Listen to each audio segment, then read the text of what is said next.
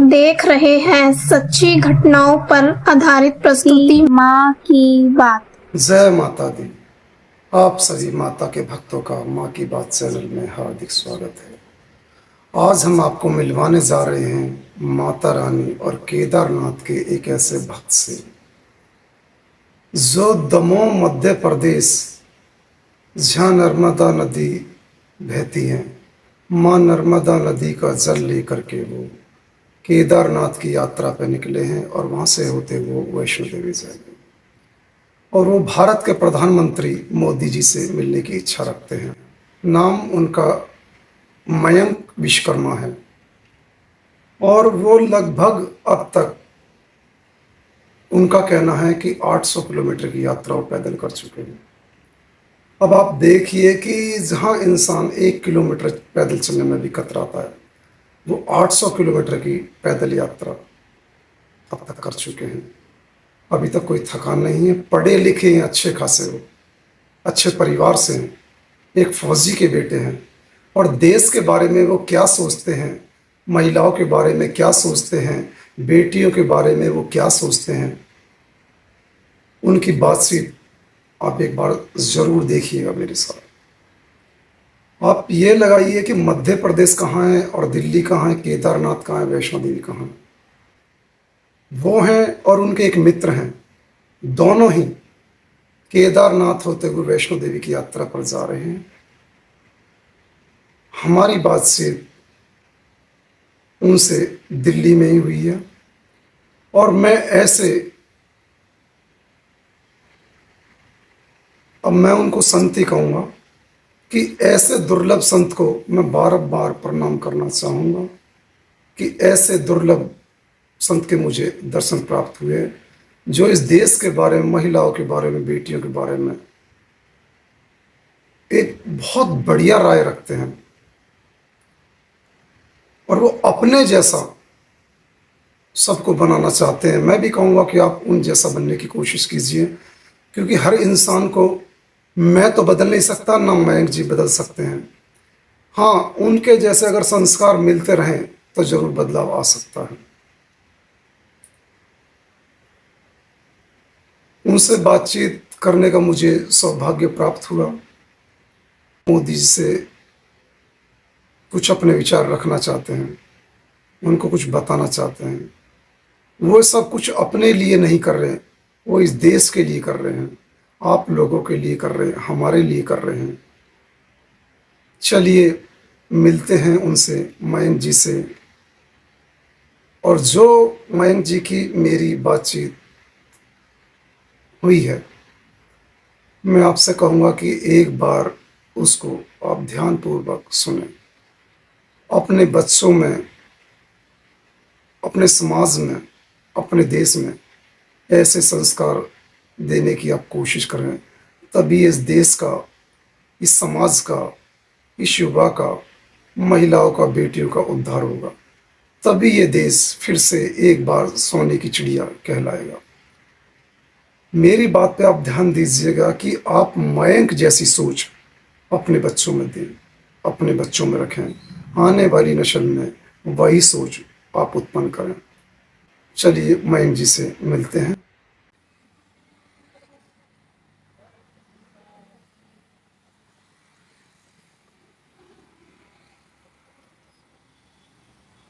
आइए उनसे बात करते हैं।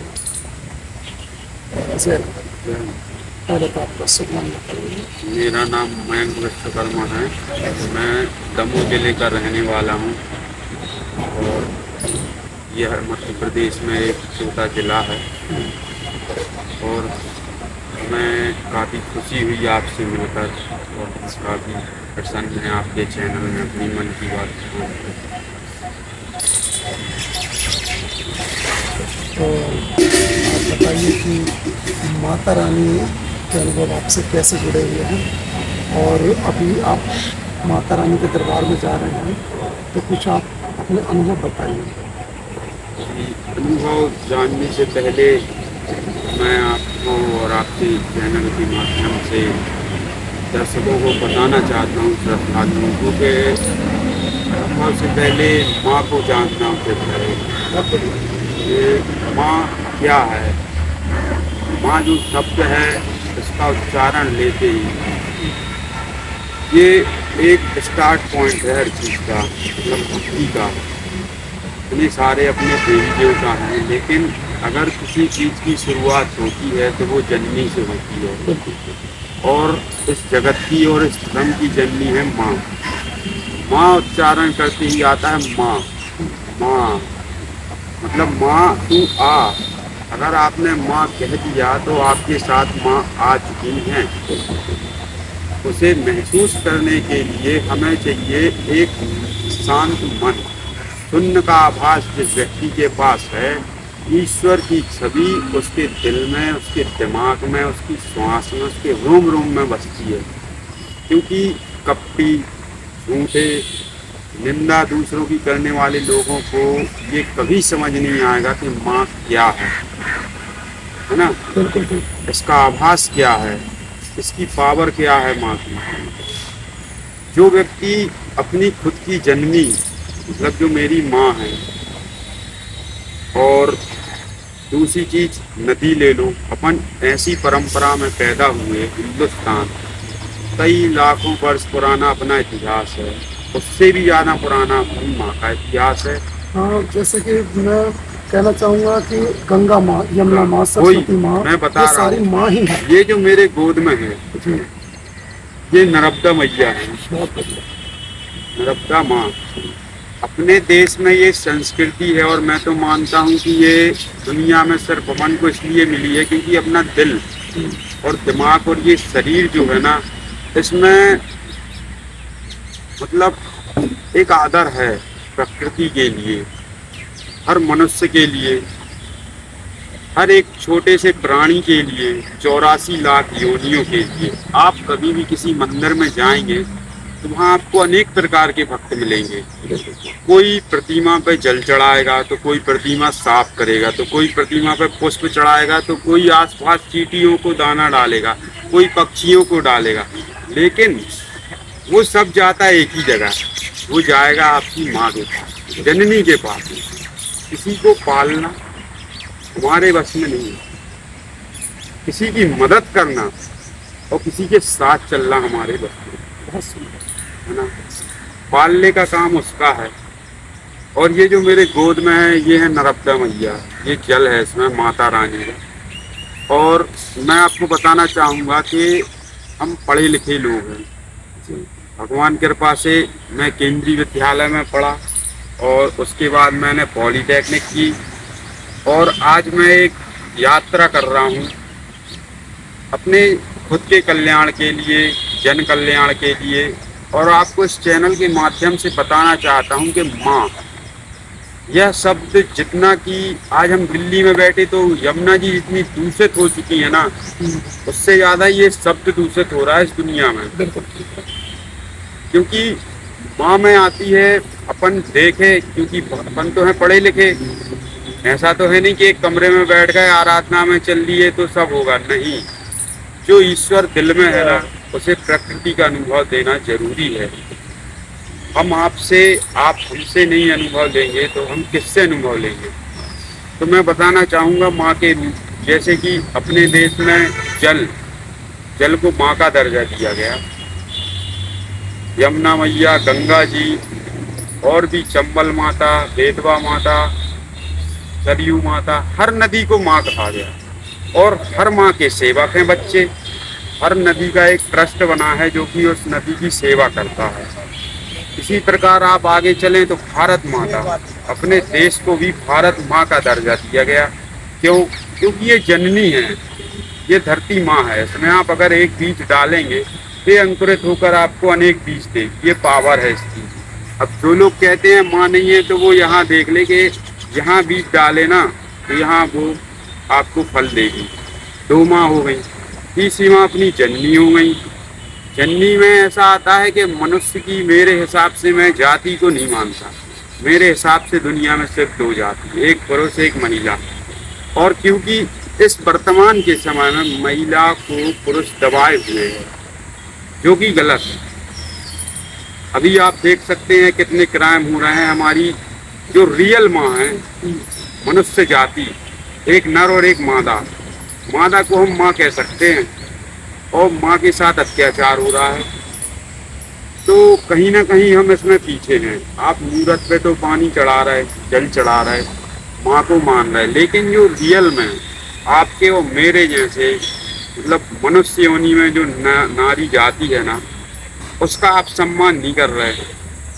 कहीं ना कहीं लोग गलत जा रहे। तो मेरे हिसाब से थोड़ा सा आप बात काटूं। जी बताएं। जो आजकल इतने अत्याचार नारी पे हो रहे हैं, हाँ लोग जीते जीते उनको पूछते नहीं है, हाँ। मरने के बाद मोमबत्ती लेके उनके चारों तरफ घूमते हैं। बिल्कुल बिल्कुल। तो उसके बारे में आप क्या कहना चाहेंगे? उसके बारे में बड़े कठोर शब्द कहना चाहूंगा मैं कि मरने के बाद तो यार हर व्यक्ति को इज्जत मिलती है, क्योंकि वो हमारे धर्म के अनुसार भगवान के पास चला गया।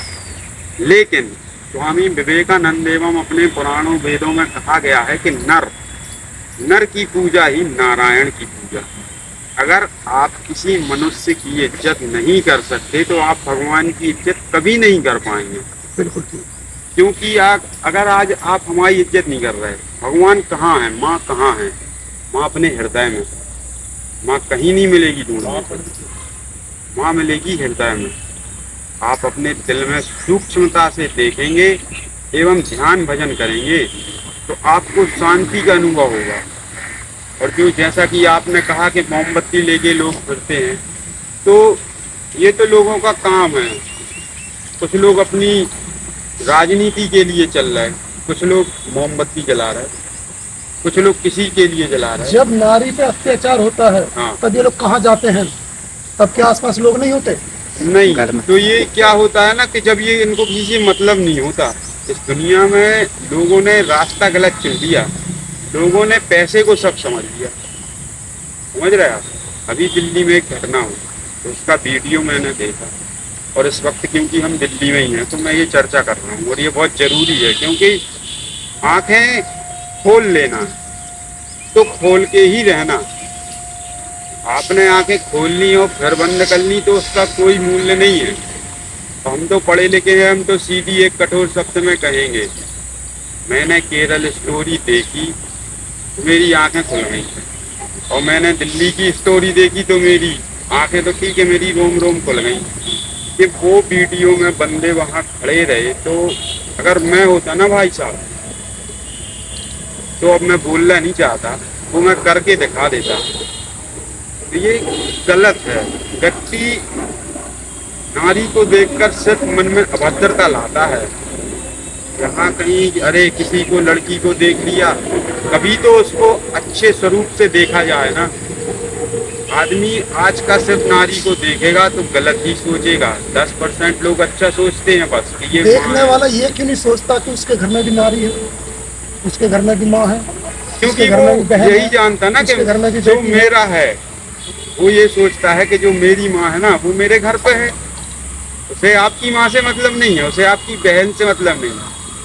ये अंग्रेज से कहा गए, उन्हें नहीं था ना मतलब हिंदुस्तान की किसी नारी से। ये मुगल से कहा गए लोगों को, उन्हें नहीं था ना हिंदुस्तान की किसी नारी। वो तो भोग चाहते थे, आए लूटा पीटा हो गए, अब वो चले गए तो आज छोड़ गए औलाद हैं। तो वो भी यही कर रहे हैं। ये नहीं जान रहे वो लोग, ये तो अपने हैं। आज कश्मीर से कन्याकुमारी तक, गुजरात से लेकर असम तक, और मैं तो कहता हूँ पूरे ब्रह्मांड में सिर्फ आदमी अगर अच्छा है तो कहीं ना कहीं सिर्फ वो आदमी अच्छा है जो ईश्वर को पूर्णता समझता मानता है।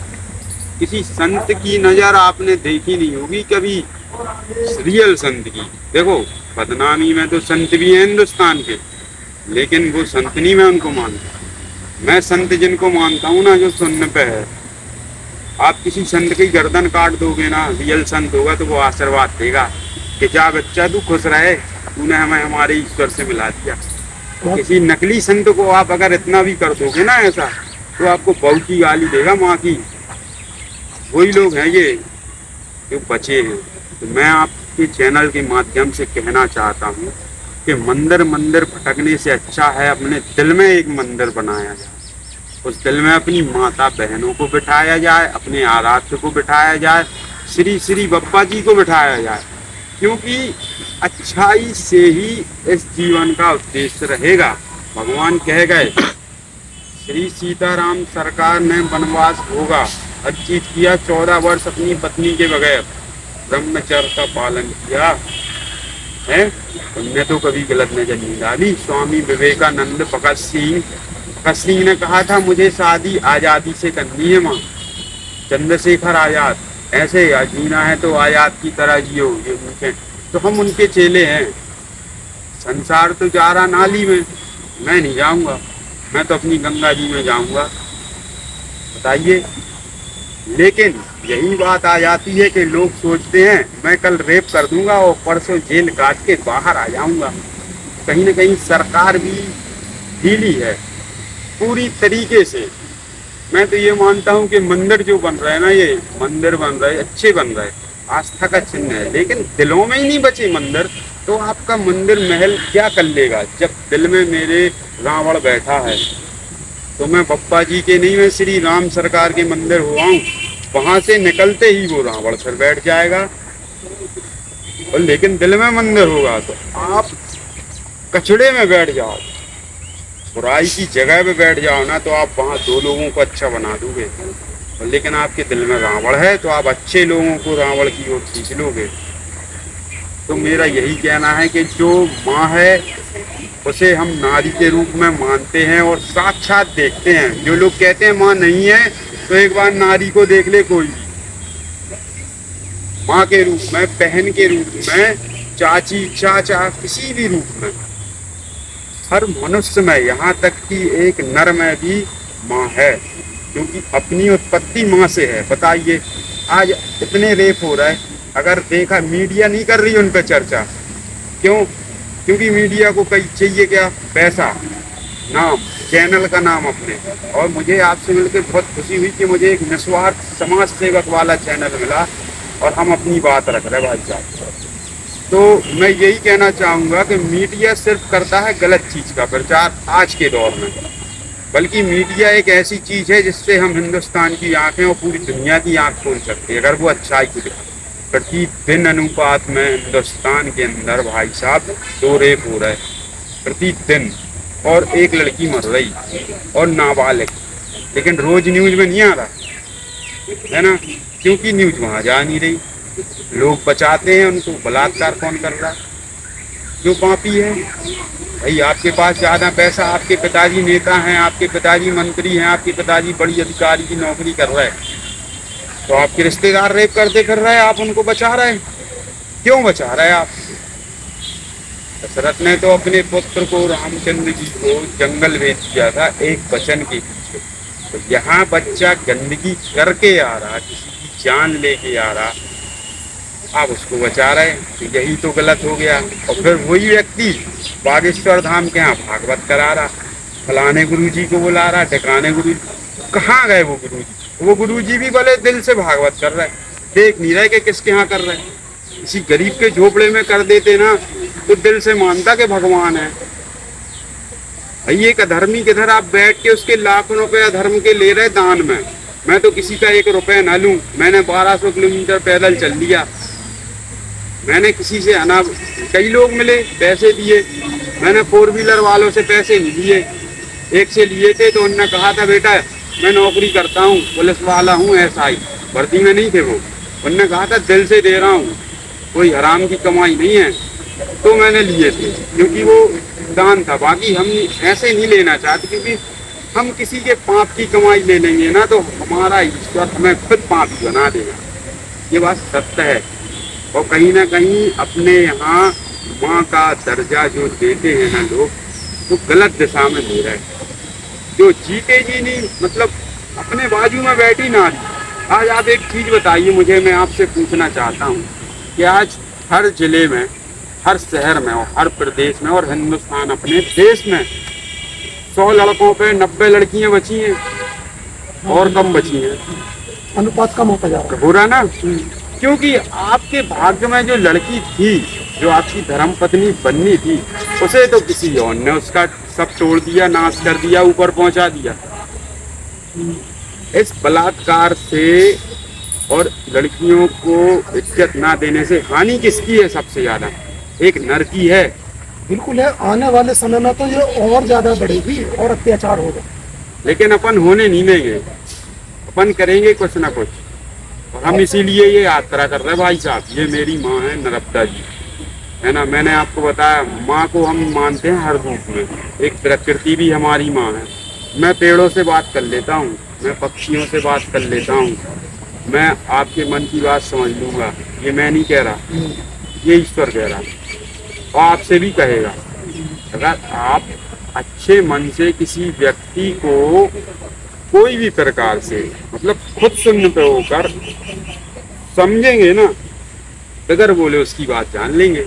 इसका एक उदाहरण देता हूँ। आप तो शादीशुदा हैं, हाँ, आपकी धर्म पत्नी है, कभी कभी नाराजगी होती होगी, रोज होती है। रोज होती है, लेकिन आपको पता रहता है कि आपकी वाइफ क्या चाहती है। ये मैं गलत तो नहीं कह रहा? सही कह रहे हैं। क्योंकि ये जुड़ाव है, आप जुड़े हैं उनसे। जब नजदीक में तो एक दूसरे की मन की बात तो हाँ, स्वाभाविक ये है। वो जुड़ाव नहीं है कि आप किसी से भी जुड़ सकते। आप अपने मित्र के दिल की बात जान लेंगे,